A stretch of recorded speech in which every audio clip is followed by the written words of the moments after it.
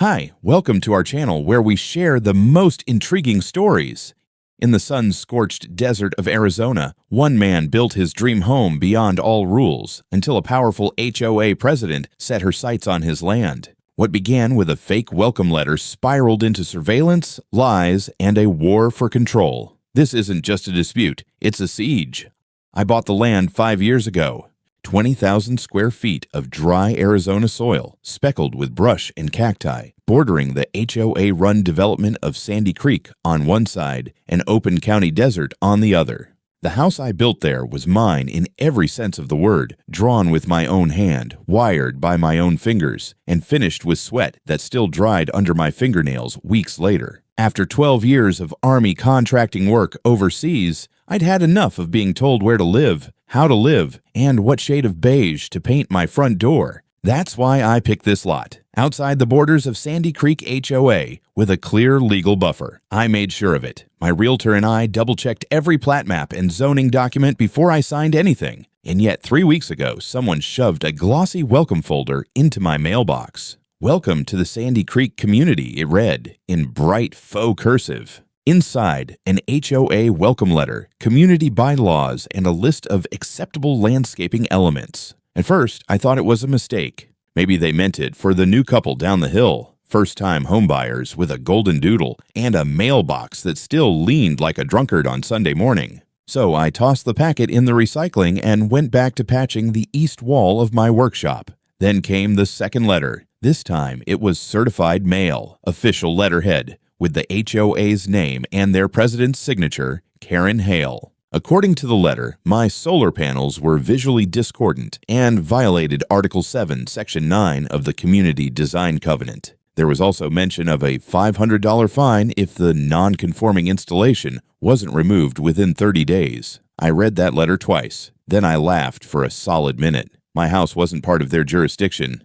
The closest Sandy Creek house was 200 feet away, with a property line that bent away from mine like a magnet repelling the truth. So I penned a polite response, attached a copy of my deed and zoning map, and mailed it back. I figured that would be the end of it, but Karen didn't take the hint. A few days later, she showed up in person. I heard her long before I saw her. The click of expensive heels on gravel, the rustling of papers, and then the distinctive tone of someone who's spent too much time in PTA meetings and not enough with actual consequences. "Mr. Marks?" she called out, eyes scanning my porch like she was auditing it. "Karen Hale, HOA president. I just wanted to have a quick chat." She wore a crisp blue blazer, white slacks, and a smile so tight it could slice drywall. Her clipboard was thick, the kind of thick that meant she had tabs, color-coded highlights, and maybe even a spreadsheet or two. I was midway through sanding down a maple cabinet, but I turned off the sander and stepped onto the porch.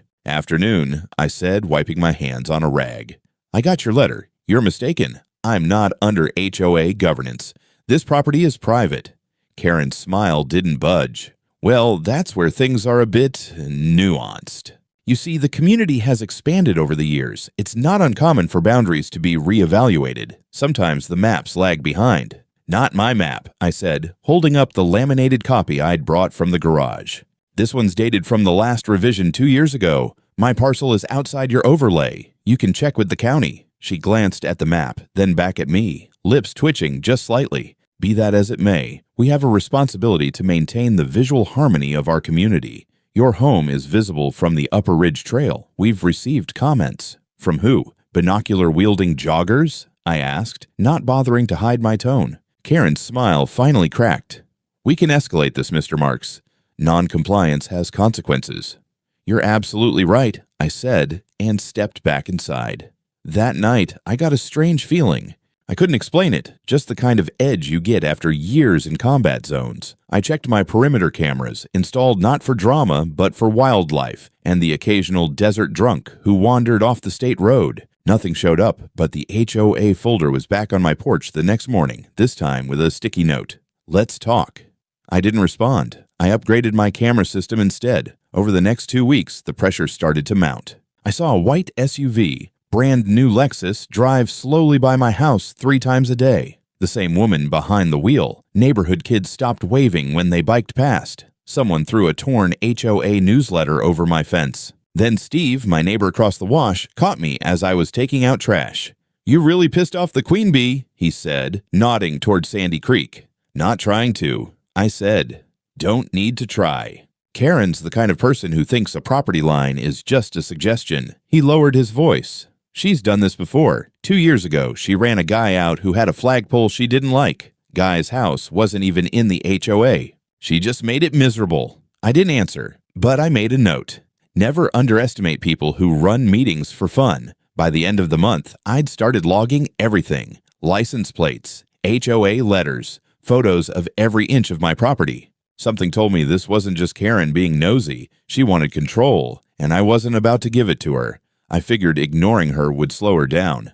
I was wrong. If anything, Karen took my silence as a challenge. It started small, subtle. I began getting notices from city departments I'd never even interacted with. One claimed my grass was too high, this in Arizona, where most people don't even have grass. I had gravel and 2 stubborn sage bushes. Another was a fire safety inspection warning me that I had unsecured chemicals on site. The only thing flammable in my garage was an old propane tank I hadn't touched in months. Then came noise complaints. One about a generator operating past midnight. I didn't even own a generator. I knew what this was. Death by bureaucracy. Karen was pulling strings through back channels, filing complaints under concerned resident or anonymous tip. The city had to act on it, even if they didn't want to. They sent inspectors in polos and clipboards, always sheepish, always apologetic. One of them, a young guy from the fire department, looked over my property and said, "I'm just checking boxes, sir." But off the record, someone's trying really hard to make your life annoying. I thanked him and added his name to the log. Then came the mail. 3 thick envelopes over the course of 10 days, each one more aggressive than the last. The first claimed I had installed a structure, my detached tool shed, without HOA architectural approval. The second demanded I remove my solar panels or face compounded fines. The third included a breakdown of non-compliance penalties totaling over $2,000. At the bottom, in small print, failure to comply may result in lien consideration. That's when I stopped being polite. I called my lawyer, Rachel Chang, and forwarded everything. She laughed. Classic HOA overreach. "You've got all the deeds and zoning records, right?" "Color copies and notarized," I said. "I even have drone shots showing my property boundaries." "Good," she said. "Start a folder and buy more hard drives. This is going to get dumber before it gets smarter." She wasn't kidding. 2 nights later, my motion alert pinged at 3 in the morning. I checked the feed. Someone was standing at the edge of my driveway, aiming a DSLR camera with a telephoto lens at my garage. The figure was tall, thin, wore a hoodie, and moved like they didn't want to be seen. I saved the footage and called it in. Sheriff's department sent a cruiser, but the guy was long gone by then. I gave the deputy a flash drive. He reviewed the clip and said, "Looks like someone hired a private investigator." "What am I? A cheating spouse?" He shrugged. HAs are weird. A few days later, I caught a silver Ford idling near my backyard fence. When I approached, it sped off, but not before I caught the license plate. I ran it through a contact at the DMV. It was registered to someone named Gregory Hale, Karen's son. Cute. I upgraded the drone, added thermal tracking, expanded range, better night vision. It wasn't just about catching creepers now. I needed to prove a pattern, and I was starting to build one. Meanwhile, I noticed the neighborhood mood shifting. Kids didn't play near my property anymore. Adults stopped making eye contact. The woman next door, who used to bake me banana bread, now pretended not to hear when I said good morning. I chalked it up to Karen's campaign. She was poisoning the well, whispering her HOA gospel to anyone who'd listen. He's unstable. He's aggressive. He doesn't care about the community. Steve warned me first. We were chatting near his mailbox when he leaned in and said, "Watch out for the newsletter." "What newsletter?" "The one coming next week.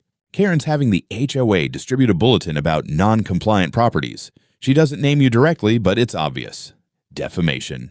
If it were me, I'd get ahead of it." Sure enough, 3 days later, it showed up. 4 pages of glorified toilet paper filled with cherry-picked bylaws and ominous warnings about individuals endangering harmony. On page 2, there was a blurry aerial shot of my roof with a red circle around my satellite dish. "Visual pollutant," the caption read. The kicker, they labeled my workshop as an unauthorized utility enclosure. Rachel laughed so hard on the phone she had to mute herself. "This is good," she said. "They're putting their names on this now. This is ammo." But it was only getting worse. That Friday, I came home from a supply run to find a brand new notice duct taped to my gate.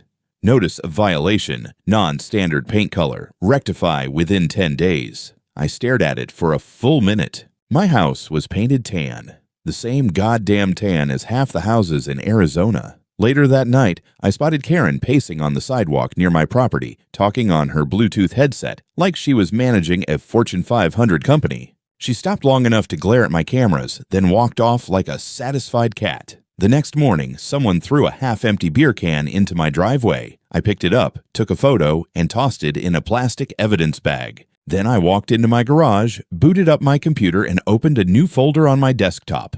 HOA War Evidence. The next phase didn't feel like harassment, it felt like infiltration. It started when I got a call from Rachel on a Tuesday morning. She sounded more annoyed than worried. "The county assessor's office flagged your property," she said. "Apparently, your parcel is under review for zoning adjustment." I blinked at the phone like it had insulted me. What the hell does that even mean? It means someone submitted a request to have your lot reassigned to the HOA overlay zone. I stood up so fast I knocked over my coffee. "They can't just do that."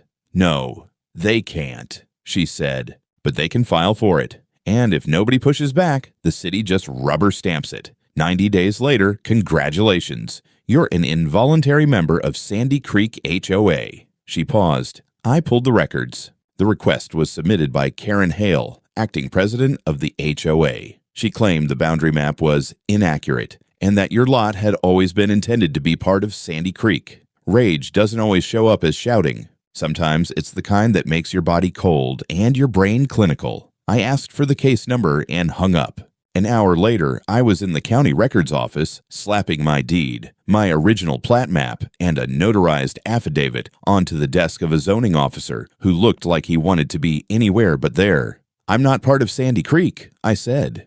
"I've never been. I bought this land specifically because I wasn't." The officer glanced at the documents, nodded slowly, and pulled up the file on his screen. Then his eyebrows lifted. "Well," he said, "this is weird." The request included a supplemental packet with letters of support from the HOA board. "What board?" I asked. "She is the board." He tilted the monitor toward me. I counted 5 signatures. One was a dead man. George Eckhart. I remembered reading his obituary. He'd died of a stroke 4 months earlier. "This isn't just petty," I said. "This is fraud. Do you want to file an official objection?" I laughed. "You're goddamn right I do." I filed not only an objection but also a formal ethics complaint, flagged the fraudulent submission, and attached every document I could think of. Rachel reviewed it all and added her own memo citing land use case law. We emailed copies to the City Planning Commission, the District Attorney's Office, and the local media, just in case. The next week, I got an anonymous manila envelope in my mailbox. No return address. Inside, architectural blueprints. Commercial blueprints. They showed a proposed development labeled Sandy Creek Community Arts and Wellness Center, a massive building complex, parking lot, retail kiosks. Phase 2 of the design bled past the current HOA boundaries, right over my land. They were planning to take it. That's when everything clicked. Karen wasn't just obsessed with rules or conformity. She had dollar signs in her eyes. My property stood between the HOA and a 7-figure real estate deal. They needed my land for expansion, and since I wasn't selling, they were trying to backdoor it. I showed the plans to Steve. He whistled. "She's working with a developer. This is a buyout scheme. They already have a buyer lined up. She probably promised them control of the whole stretch." I nodded. "And I'm the wrench in the gears." "You're the fucking bulldozer in the gears." After that, I noticed more than just neighbors avoiding me. I started getting letters from local businesses, landscapers, trash pickup, even my internet provider, suddenly unable to continue service due to zoning complications. I'd been blacklisted, so I leaned into it. I filed a Freedom of Information request for all city communications with the HOA over the past 12 months. I got hundreds of pages of email dumps. Karen's name was everywhere. She'd attended consultations with developers, held lunch meetings with city planners. She even submitted community feedback surveys, dozens of them, all printed in the same font, using similar language. Rachel called them what they were: manufactured consent. But the real smoking gun came 2 weeks later, buried in an old email from a city planning intern. Attached was a scanned document, a signed letter from Karen to the developer, assuring them that the land adjacent to Parcel 22B was under HOA review and expected to be absorbed within the year. That was my parcel. I stared at that sentence for a long time. Then I sent the document to Rachel. She replied 1 minute later, "We're going nuclear." I was in bed when the lights hit my window, not soft yellow porch lights or the warm beam of a neighbor's sedan. No. This was industrial grade, high beam, get on the ground or else kind of light. Blinding, piercing. I sat up, heart already hammering, and checked the front monitor on my nightstand. 2 patrol cars. One parked at an angle across my driveway, the other right on my lawn. Then came the voice. "This is the county sheriff's department. Occupants of the house, exit immediately with your hands visible." I froze. I wasn't dreaming. I wasn't hallucinating. This was happening. I threw on a t-shirt and boxers, grabbed my wallet and keys, and walked slowly to the front door with my arms raised. My security cameras caught the whole thing. The flood of red and blue light, the drawn weapons, the 3 officers crouched behind their doors like they were expecting a drug bust. I stepped outside barefoot onto my porch. "This is my house," I called out, calm but loud. "I live here. My name is Jason Marks." One of the officers approached cautiously, weapon drawn but not aimed directly at me. The other 2 held position. "We received a report of a burglary in progress," he said. "Who filed it?" "Anonymous tip," he said. "Claimed someone was breaking into this property. Described a man in dark clothing entering through a side window." I pointed to the cameras. "Every corner of this house is under surveillance. I've got timestamps showing me inside since before sunset. You want the feed?" He hesitated, then motioned to the others to lower their weapons. "Hang tight," he said. 10 minutes later, I was sitting on the porch, showing him the footage from the last 6 hours on a tablet. Nothing, not even a jackrabbit, just me, cooking dinner, watching TV, and falling asleep with a book. The 3rd officer, stocky, buzz-cut, familiar, stayed back, arms folded. He hadn't said a word the whole time, but I recognized the nameplate. Hale. Same last name as Karen. Nephew, cousin, something. It didn't matter. The guy looked at me like I was a stain on his boot. Once the responding officer was satisfied, he muttered something about false alarms and better safe than sorry, then apologized, sort of, and told me I could go back inside. Before they left, Hale spoke. "You should really make sure no one's sneaking around your place at night," he said with a smirk. I stared at him, unblinking.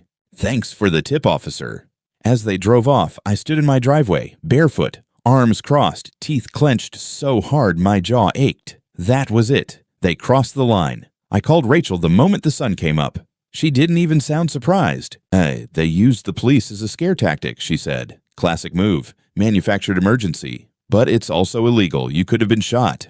"I want to sue." "Oh, we're way past lawsuits," she said. "I'm drafting federal filings. False police report, abuse of authority, endangerment. And we're going to name Karen and her little officer cousin." I nodded, though she couldn't see me. I spent the rest of the morning archiving footage, backing it up in 3 places, and preparing copies for court. I also filed a formal complaint with the sheriff's internal affairs unit and sent an open letter to the local paper. I attached video stills of me, hands up, standing in my own front yard while 3 cops treated me like a suspect in my own home. By the afternoon, the postman dropped off a new letter from the HOA. This one was hand-delivered. It read, "Due to recent security concerns, we urge you to consider working more closely with the association for the safety of all residents. Refusal to comply with safety standards may result in further action." No signature, no logo, just the stench of veiled threat. Later that night, I was reviewing camera footage when I spotted 2 shadows near the back fence. Teenagers. They were trying to climb over, probably dared by some bored neighbor. I hit the siren remotely. They bolted. I called the sheriff's office again. They sent a deputy, younger guy. Seemed sincere. I showed him the video. He watched it, took notes, and said, "You want to press charges?" "No," I said. "Not yet, but I want it logged. Every incident. Every name." He nodded and made a report. Before leaving, he turned and said, "You're not the first. HOA's got a reputation, but most folks cave before it gets to this point. I smiled. Then I guess they've never met me. By morning, someone had stapled flyers on every power pole along the street. A picture of my house framed in red and the words, "Uncooperative resident endangering community safety. Demand action." I tore one down, laughed, and scanned it into my court file. Let them keep pushing. They had no idea what was coming. The courthouse smelled like paper and sweat. Old bricks, buzzing fluorescence, and that specific kind of silence where everything feels like it's about to either explode or be dismissed for lunch. Rachel and I sat side by side in the waiting area outside courtroom C, each of us with a briefcase full of fire. Mine had video stills, zoning maps, time-stamped footage from 6 different cameras, and a full-color aerial drone composite of my property line. Hers had legal briefs, citations, and the judicial equivalent of a sledgehammer. We weren't just filing a civil suit against the HOA anymore. We were filing a multi-tiered action that included Karen Hale personally, Officer Jonathan Hale from the Sheriff's Department, the Sandy Creek HOA as an organization, and a John Doe developer entity listed in the preliminary filings. Rachel called it a surgical strike. I called it righteous war. "Let me guess," the clerk said, flipping through our packet with a smirk. HOA overreach. HOA attempted land theft, false police report, endangerment, and fraud, Rachel said. The clerk raised her eyebrows. That's less common. We were granted a hearing within 3 weeks. In the meantime, the situation in the neighborhood went radioactive. Karen didn't take the legal action quietly. No, she cranked the propaganda machine into overdrive. Another HOA newsletter went out, this one bolder, more aggressive. It claimed there was an ongoing legal threat to community cohesion and accused an unnamed individual of provoking law enforcement and endangering public safety. Neighbors started walking their dogs past my driveway in pairs, shooting me the kind of looks normally reserved for meth labs and unregistered pit bulls. My trash service was suspended without notice. My internet, already spotty, got mysteriously cut for 4 days. When I finally reached the provider, they told me the municipal permitting system had flagged the address. They wouldn't say why. I didn't need them to. Meanwhile, the drone became my best friend. I upgraded its memory, added audio sync, and flew it twice a day on a pre-programmed route. I caught a lot. Karen speaking to city staff behind the HOA office. Officer Hale parking his cruiser near the development site, a delivery of rolled blueprints to a trailer marked with the developer's logo. But the best catch came one humid afternoon. Karen standing outside a cafe with a suited man I hadn't seen before. They shook hands. He handed her a white envelope. The drone hovered at just the right distance, not intrusive, but close enough to zoom in on her face as she opened the envelope and smiled. Rachel labeled the video "bribe handshake" in the evidence folder. Even better, she cross-referenced the man's face with LinkedIn and found him, project manager for Western Horizon Development Group, same company listed on the blueprints I'd been sent anonymously. The dots weren't just connecting, they were forming a bullseye. That same week, my FOIA request came through. Hundreds of emails between the HOA and city zoning office. Buried deep in the chain was a thread from Karen to a council liaison. She wrote, "Once the parcel is reassigned, the resident will no longer be a legal obstruction to Phase 2. He has no political capital, and we expect him to settle or vacate under pressure. Do not delay." I read that line 3 times. Settle or vacate.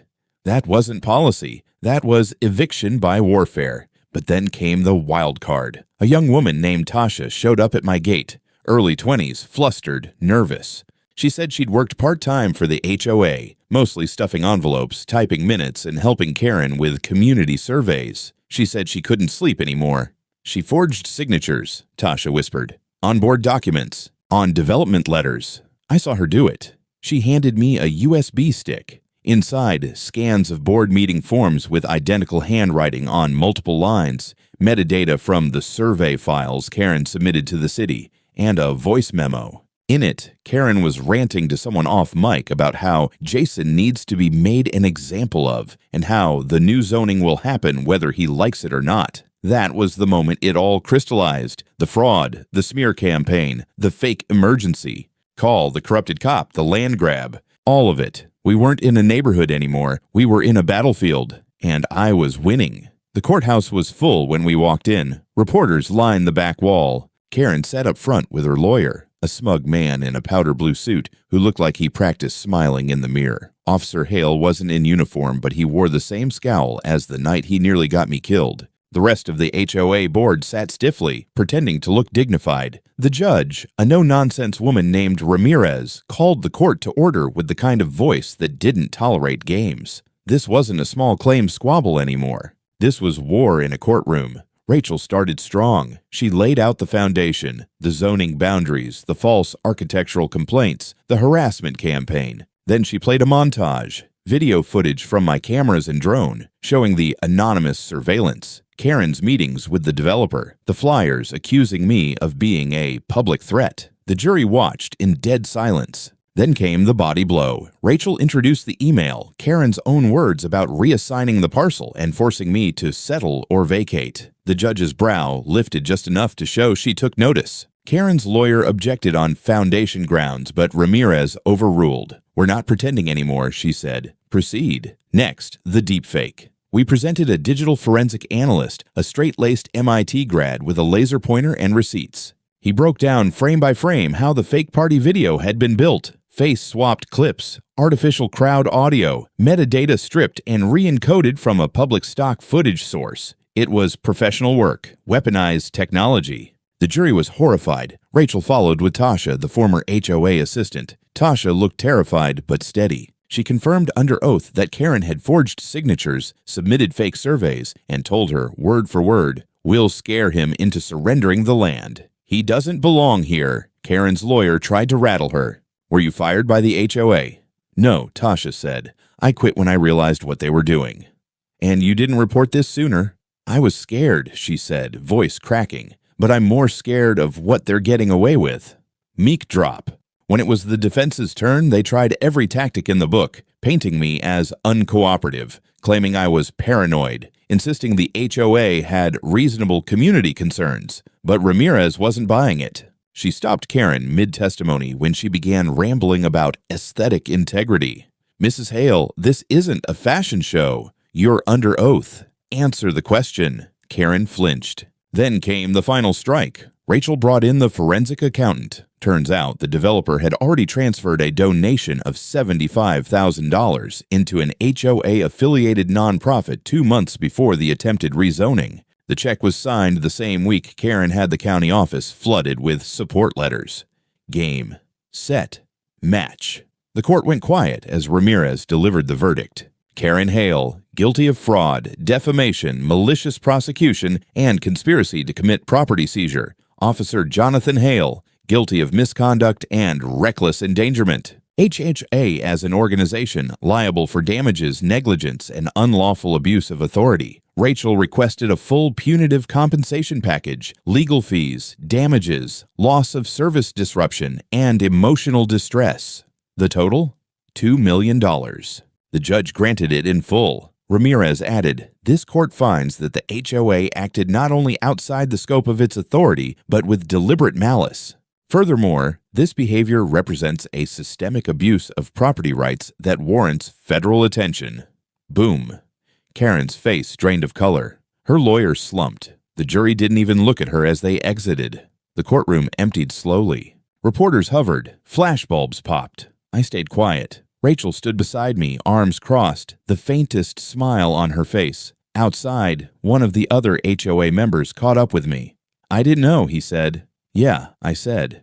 "That's kind of the problem." The check cleared 2 weeks later, $2 million. It looked absurd on paper. I stared at the bank portal for a solid minute, blinking, waiting for it to somehow vanish. It didn't. The city wired the funds on behalf of the HOA after a settlement agreement forced them to liquidate several community reserve accounts. Karen's assets had been frozen pending appeal, and Officer Hale was placed on administrative leave the same morning the judgment was handed down. But it wasn't about the money. It was about the shift. The first time I stepped outside after the verdict, the neighborhood felt different. No sideways glares, no muttered comments. Even the wind sounded cleaner. For a second, I thought maybe I was imagining it. Then Steve waved at me. "Hell of a win," he said. I nodded. "Took a few swings." He chuckled. "You cracked the damn foundation." Apparently, once the judgment went public, the Sandy Creek HOA board fractured. 2 members resigned within 48 hours. A third went on local TV and apologized for turning a blind eye to administrative overreach. They tried to do damage control, but the media had already dubbed it the Liberty Hill case. I liked that name.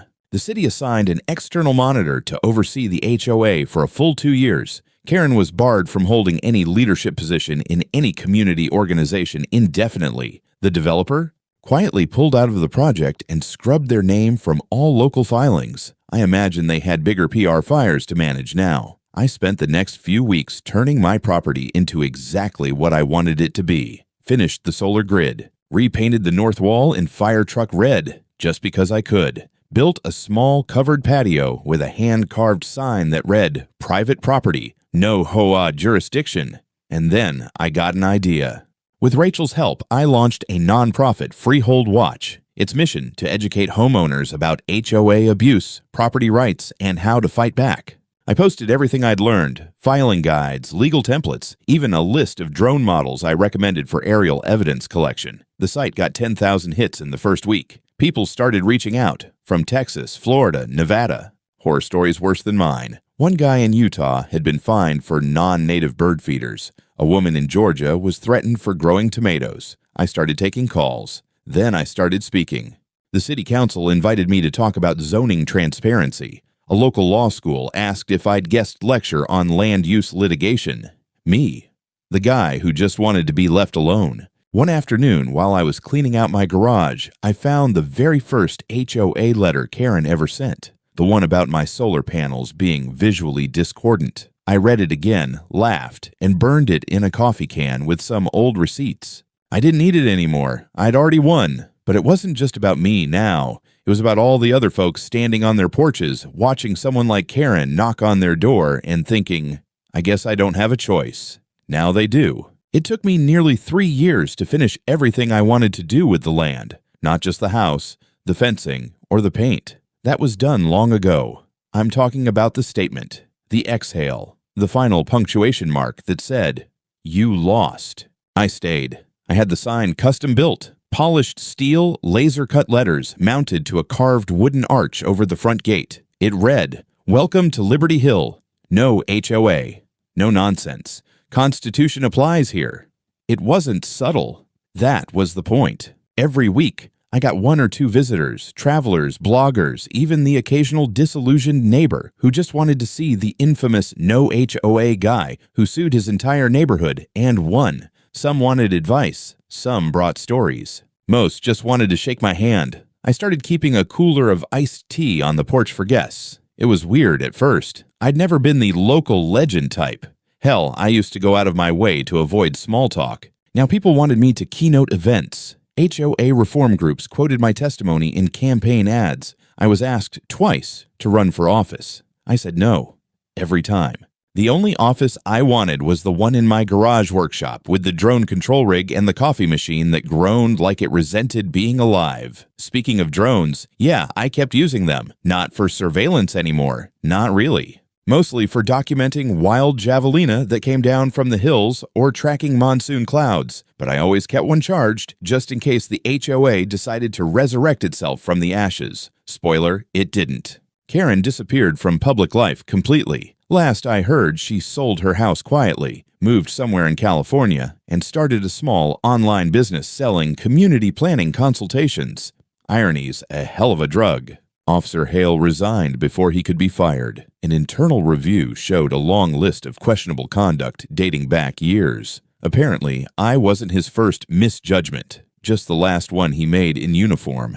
The HOA was placed under third-party administration for 2 years, then dissolved after residents voted overwhelmingly to disband it. Sandy Creek became what it was always pretending to be, a neighborhood, not a kingdom. As for me, I still live here, still on the same lot. Still outside any HOA jurisdiction. I spend my mornings on the porch watching the sunrise over the mountains, and my evenings listening to coyotes argue with the wind. And sometimes, only sometimes, I think back to the night those patrol cars lit up my house like a crime scene. That was the moment it could have all gone wrong. Instead, it became the moment everything changed.